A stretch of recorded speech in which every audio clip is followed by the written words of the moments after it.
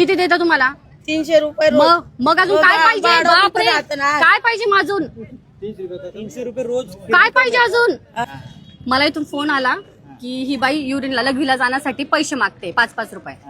जेवढं मी right to pure काम करते शासनाचं, लघवीचं, महिलांना मुलींना सगळी ठिकाणी फ्री आहे. ही बाईचं असं म्हणणं आहे की मला ज्यांनी इथे लावलेलं आहे, जसं योगेश भाऊ यांनी असं सांगितलंय, इथले जेही पैसे हे कॉन्ट्रॅक्टर, हिचं असं म्हणणं आहे की इथे दिवसभरात जेही पैसे गोळा होतील ते तू घ्यायचं स्वच्छता म्हणून.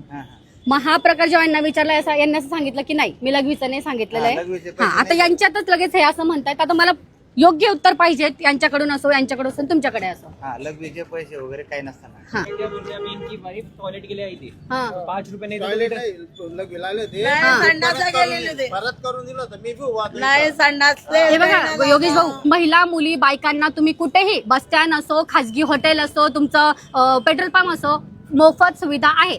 हा, हे सरकारनेच म्हटलेलं आहे. इथं असो की कुठे असो, बायका लघवीलाच जातील ना.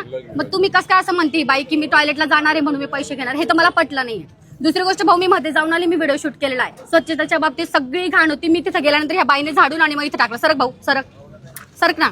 हे बघा आता टाकलं. हा, हे परत इथे टाकताय, तिथे गाई फिरताना दिसतात. ह्या गाईंनी खाल्लं तर काय? मग तुम्ही इथं कचरा कुंडी ठेवा, ते बाईला सांगा दिवसभर इथे गोळा करा. तुम्ही देता की नाही त्यांना पगार? मग आता काय पाहिजे तुम्हाला?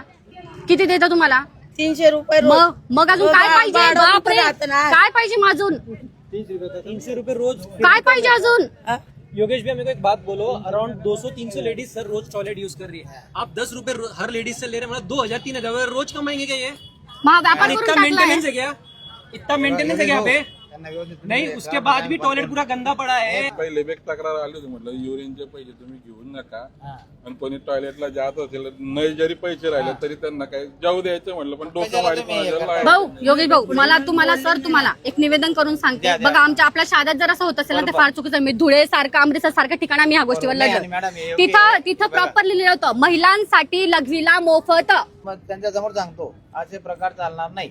अभी इसके बाद अभी एक लफड़े मत होने. नाही, असं चालणार. मॅडम ने अभी बोल दिया, तुम्हें बंद कर दूंगा डायरेक्ट. मैं तुमको बोल दे रहा. दुसऱ्या दिवशी इन्कलाब फाउंडेशनच्या सदस्यांनी शहादा आगार प्रमुखांकडे निवेदन दिले, ज्यात फक्त महिलांच्या स्वच्छतागृहाबद्दल नाही तर पुरुषांच्या देखील स्वच्छतागृहाबद्दलची तक्रार दिली, ज्यात 2 रुपयापेक्षा जास्त आकारणी केली जात होती. शहादा आगार प्रमुख व स्वच्छतागृहाचे कॉन्ट्रॅक्टर यांनी लगेच ॲक्शन घेऊन सहकार्य केल्याबद्दल त्यांचे इन्कलाब फाउंडेशनच्या वतीने मनापासून धन्यवाद.